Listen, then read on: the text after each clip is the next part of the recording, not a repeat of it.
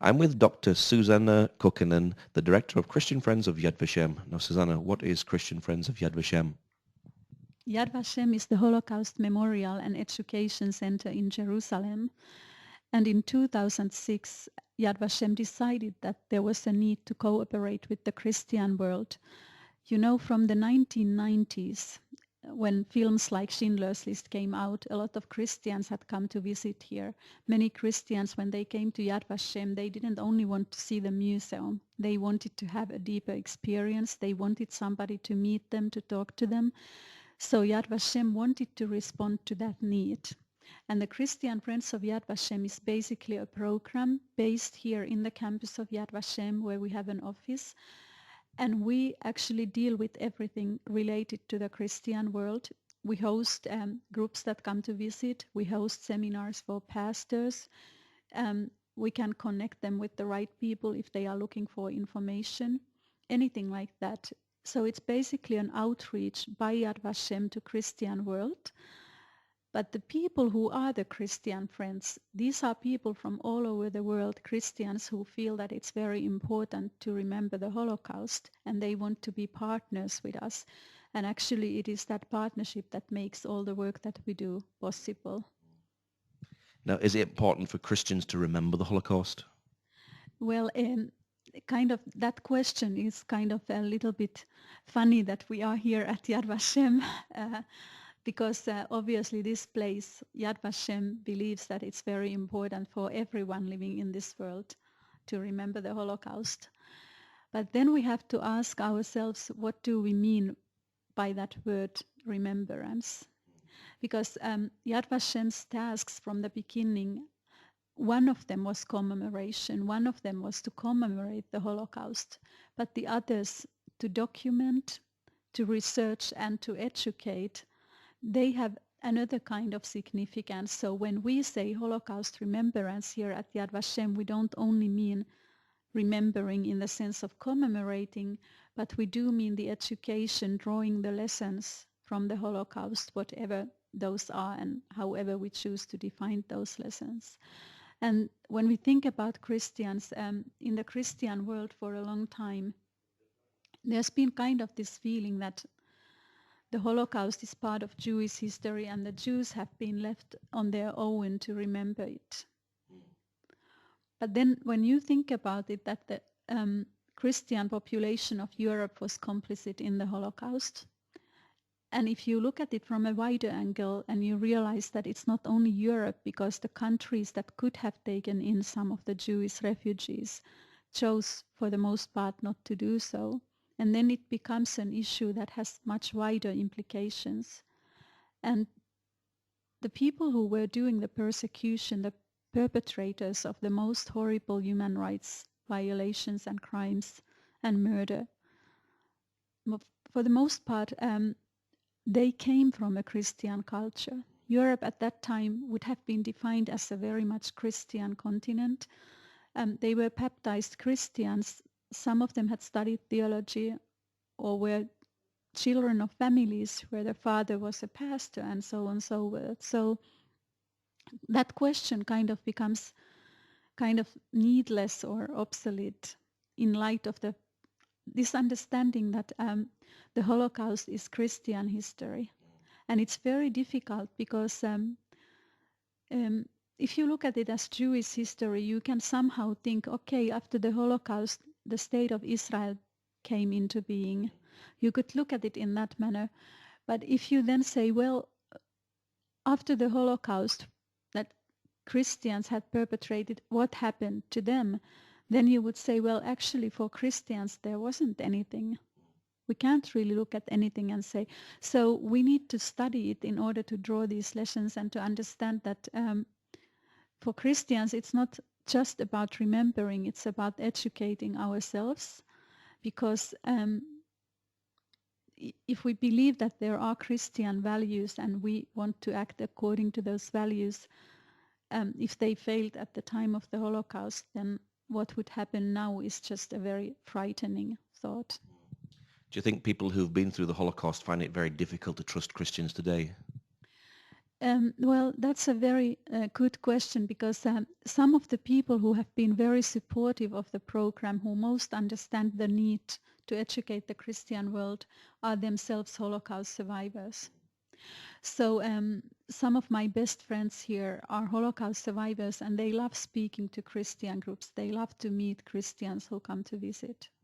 So in a way, you could say that the people who have been through the Holocaust, they have a very deep understanding of that it is the people who kind of belong to that enemy group who need to learn about the Holocaust. And it might be that there are others who are not so clear about it, who have less understanding. So I would say that even if there is suspicion, which is, when we look at the suspicion, we understand that it's not just because of the Holocaust. The Holocaust is a tiny part in history. And if we look at, let's say, year 300, after 300, the early church fathers, that's where we have to start. So then when we talk about suspicion about Christians, we realize that it's not because of the Holocaust, it's not because of 10 years in history, it's because of about 2,000 years in history. Do you think there's been many lessons learned from the Holocaust? Well, first we would really have to look at the lessons, what it is that we want to learn from the Holocaust. So we could look at the behavior of people at that time. Why do some people become perpetrators? Why do some people, and that would be the vast majority, why do they stay silent? No matter what they see, they stay silent. And why is there a tiny, tiny minority of people who decide to take action, who want to save someone? That would be one of the things. Or we could look at all those things that happened before the Holocaust, like how does history work, kind of? How does it repeat itself? What are the things that prepare ground for something like the Holocaust to happen? Or we could look at the very preceding years of the Holocaust. How do you take a group of people and you make them into something outside humanity? You demonize them. You speak about them as lies, as rats. What is the propaganda? What is the thing that you need to do to prepare the ground for people to accept that there's a mass murder suddenly? And the Holocaust is very unique for different reasons. It's the largest mass murder ever committed. It had a very industrial character. The whole government was served this one goal of murdering the Jews. But if you look at genocides around the world, if you look, for example, at Rwanda in 1994, you do realize that some of the steps are very similar. So you could learn from the Holocaust and transfer it to another genocide in a way, and then you would still have the particularities, the different things. So of course, then if I mention Rwanda 1994, I could mention Cambodia, I could mention Bosnia and other things. That means that in some level we have not learned the lessons of the Holocaust, because otherwise we would not have all those places where those things happened. Now, you're here at Yad Vashem. What does the name mean, Yad Vashem? Well, the name Yad Vashem comes from the Bible, from the book of Isaiah 56:5. To them I will give within my house and my walls a memorial and a name. So Yad literally means memorial and Shem means name.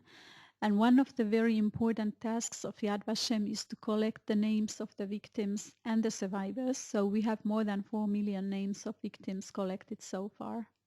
Are you still actually collecting names today? Yes, we are, and it's very difficult work. As time passes, it gets more difficult because some of the names, of course, came from the survivors. They were able to report on family members who perished, on their friends. Then, of course, we need to go into archives. For example, until the Eastern Bloc was opened, there was no chance, there was no possibility to look for those names. So now they can, but it's very slow work. It's not easy at all. But still, if you think about 4 million, it's a large number of names. Now they say that 6 million Jews were murdered during the Holocaust. Are you actually finding the numbers going up and up because you're finding more and more people actually died? Well, I think it's more the question that if we know of all the killing sites and all the places where people were murdered, like for example in Eastern Europe or places like Ukraine, it it could be that there would be murder places where people were just mass murdered and they were not identified. There's been a lot of talk, like in the research scene of the Holocaust, about whether that number is accurate or whether there would be more victims. Now, have Holocaust survivors been very quiet about what happened, or are they now beginning to learn to talk about the situation, what happened many, many years ago?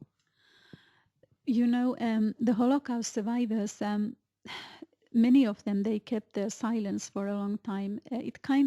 There are kind of several different issues that immediately after the war, nobody wanted to hear what they had to say. People didn't want to believe that this kind of thing could have happened. And then when Eichmann was brought to Jerusalem to face justice in the early 60s, that's when all these testimonies came out, and that's when they started to get their books published. So there was a part of survivors that started to speak around that time.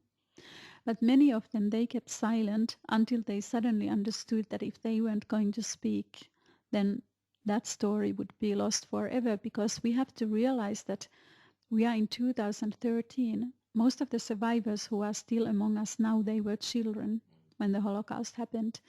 And sadly, many of them are passing away. So another project that Yad Vashem is doing, and it's a very urgent project, is to collect the testimonies of the Holocaust survivors.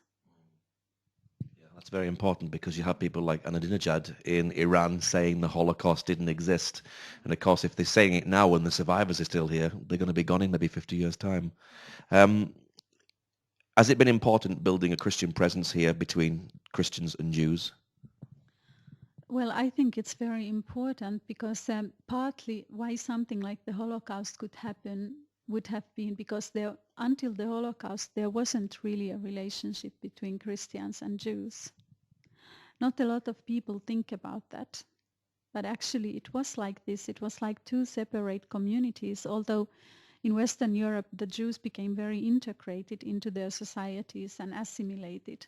But what we mean when we speak about Jewish-Christian relations today is totally different from what existed at that time. But also because the state of Israel today is the representative of Jewish people in many ways, and Israel needs support. There are a lot of voices out there who are now coming against the state of Israel. So we Christians, we need to recognize those voices for what they are, and we need to be informed. It's no use to speak up if you don't know what you are going to say. So we need to be informed. And one of the things that we do is to educate Christians about what happened and how they can know that it happened. You know, we have facts. We don't need to debate the Holocaust deniers. We don't give them that honor of debating them. But there are a lot of people who are unsure, who don't know, and we need to be able to answer those people's questions. So what is your mission here at Christian Friends of Yad Vashem? Well, all of the things that Yad Vashem are doing, that is the documentation, commemoration, education, research, everything is part of our mission because we are here at Yad Vashem. But in addition, of course, we focus very specifically. We target pastors, we bring them to seminars, we educate them, we want to bring young Christian leaders to seminars. I visit a lot of countries and speak about the Holocaust. We meet with groups to educate them. So we are kind of the point of connection between Yad Vashem and the Christian world. In a way, you could say between the Holocaust and the Christian world, if Yad Vashem is kind of the representative of the Holocaust, of those who perished and those who survived. Great, excellent. What sort of stories have you been hearing? You say that you know Holocaust survivors. What sort of stories do they have? Well, I mean, it's, you know, every person has a unique story. One of the things that is special for Yad Vashem is that we think that it's kind of impossible to understand 6 million. It's too large a number. You can't, you know, you have to go back to an individual to be able to see the wider story. So, for example, in a museum, you would stop, you would have all these films where people tell about their families, how they survived, what happened to the rest of their family. So that's very important because that way we can sympathize with the one person. A lot of people around the world, they don't know anything about the Holocaust, but they have heard the name Anna Frank or Oskar Schindler or Corrie ten Boom. So that gives them some kind of reference, you know, something that they can identify that that is part of the Holocaust, and I know that one story. So of course the survivors here, they have a lot of stories. Many of the survivors at some point during the time they had to receive help from a non-Jew because it was practically impossible to survive if you didn't have that help at any point. We are talking about years. They had to survive for years. So one of the survivors that I have worked a lot with and that Christians love to come and hear her story, her name is Lisa Rose, and she comes from Holland.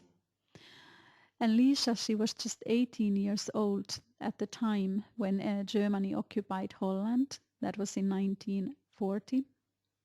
And she was working in a Jewish hospital in Amsterdam. And she joined the resistance. She was helping Jews to get to these non-Jewish families or farms or different places where they could be hidden. And 3 times she escaped from Gestapo. They put a price on her head, but she managed to escape, she managed to survive. And one of the most moving things happened to her at the very end of the war. That was just before the Allied victory was very apparent. The Germans knew they were already losing the war, and the German soldiers, towards the end of the war, they didn't really have manpower anymore because so many men had been taken to the Russian front. So they had very young people and old people drafted. So this young guy, many of them were very young, but this one German soldier, he was in Holland. And many of them, they were trying to get in touch with the resistance. They were hoping that they would not be killed when the war ended if they made some kind of deal with the resistance.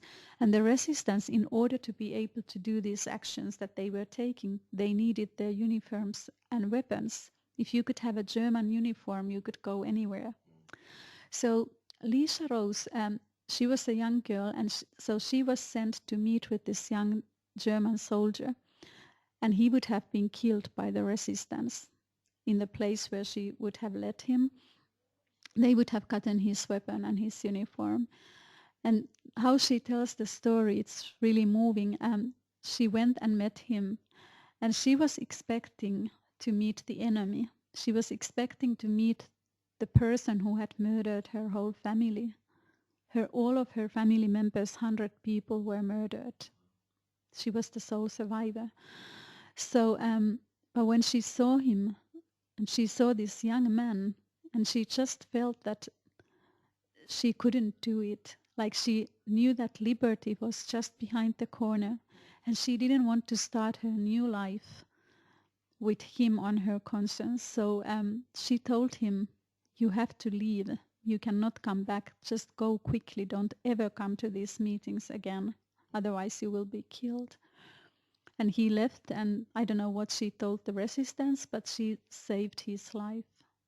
She saved her enemy's life. And like so many of the other Holocaust survivors, after the war, she just advocated for this tolerance and like these human relations that need to exist between different people. So that's her story. And you know, coming from a person who can say that 100 people, her whole family, were murdered, it's much more than if I say it or you say it. It's a different story. Wow, very powerful story. Now, do you think the West today is anti-Semitic? Well, when we look at anti-Semitism, it's one thing is that we need to realize that in history, anti-Semitism has changed its form many times. So, you know, you might be able to recognize anti-Semitism if it's a broken window or it's a headstone in the cemetery that has turned upside down. But that's not how we recognize anti-Semitism because anti-Semitism changes its form and it survives because it always adapts to the circumstances around it. It has been religious, Christian anti-Semitism, it has been racial theories, it has been economic, social, envy of the Jews, things like that. And all of those still exist in different ways. But one of the new things, one of the things that are very powerful today is that anti-Semitism calls itself anti-Zionism. As if it is possible to be against the state of the Jews, they are very representative, and not be anti-Semitic. So yes, I think so that in the West there's great ignorance today about what is anti-Semitism. There's a great ignorance about what Israel stands for, and yes, there is anti-Semitism. Yeah. And what do you think the root of anti-Semitism actually is? Well, you could look at it in so many different ways. If you look at it purely academically, you could analyze it for hours. You could try to find the different historic factors. You could try to find the differences between hating Jews or hating some other group, or the similarities. So there is a lot of research like that. But if you look at it from a Christian perspective, from a biblical perspective, I think it's really because the Jews, they stand for God. The Bible says that the Jews are God's bride. Isn't that amazing? So why are they so persecuted? Why are they so hated? Why is the state of Israel so much reviled? I think it's not because of the Jews, it's because of what they stand for. They are the one tangible evidence in this world that nobody can deny that God exists. And that is why I believe that it's hatred of God. It's hatred of God's choice. And it's almost like they are the suffering servant because they are taking on this hatred all the time. People don't think they can reach God, or their hatred is not going to go up to the heavens. So they are the proxy that is suffering for that. That is what I really believe. Now, you're from Finland originally. How and why did you get involved? Okay, so yes, I come from Finland, from a Christian family. Finnish Christians, at least when I was young, they were always very supportive of Israel. It was like part of your church or part of being a Christian was to support Israel. That's a very important part. So I grew up with that. So and from a very early age, I remember reading the Bible. I probably was like 6 years old, and I was reading through the Bible. And just, I don't know, God opened it to me because it was totally clear to me from my childhood that Israel was God's people and everything. So when I entered the university, I did all my studies, whatever I could, in history and political science about Israel or the Jewish history. And then in 1998, I actually was a scholarship student. I got to do my doctorate at the Hebrew University, and that would be in Holocaust studies. So that's kind of my personal story. Wow. And how can people get involved in fighting anti-Semitism? Well, first of all, we invite Christians to join the program, Christian Friends of Yad Vashem, so that we can, it's a modest donation to join the program, but we can take all of these activities on your behalf if we have these people who support us regularly. And we also send out information updates, not too often, but we do, so that people get something they know a little bit more. And if they come here to Yad Vashem, we can meet with them and everything, explain things. So that's one way. The other way is that I think we have such access to information today. It's possible to write talkback comments. It's possible to monitor different news media and websites. And I think we need to be involved in all of that. And I think it's an excuse to say that, you can't do anything. I think that today we are in such an information age that actually we can do more than ever and easier than ever from our computers, from our home. But we need to be informed. if you are going to write to a secular news media, you have to know how to do it. You have to know your facts. It has to be short and concise. So that's one thing that the people need to learn, and there are organizations that are teaching those kind of things. Now, what's your prayer for the Holocaust survivors? You know, for the Holocaust survivors, I just wish that they could live the rest of their lives in peace. And I wish that they would not have to see the Holocaust denial. I wish that they would have to not to see the hatred of Israel. Some of them, they feel that there's something in the air that reminds them of what they have gone through. So I think that, of course, we should be praying for every blessing on them. We should be praying for God's presence in their lives. We should be praying for them to understand that we Christians, we love them, we don't hate them, and things like that. But I think that we need to take it a little bit further, and I think we need to be first and foremost praying for the state of Israel, for the security of people who live here, for wisdom for the leadership, because I think that for Holocaust survivors, as much as for other citizens, that's what's going to make a difference. Now, you have a website which tells a lot more information, and perhaps somebody wants to bring a tour group here. What's your website address? Well, you could go to www.yadvashem.org. That would be the Yad Vashem website. You could type in Christian Friends and you would certainly find our page. Or you can just write an email to us. It's very simple. Christian.friends@yadvashem. It's yadvashem.org.il. And somebody from the office will reply to every email. Okay, Susanna, thank you very much. Thank you. God bless.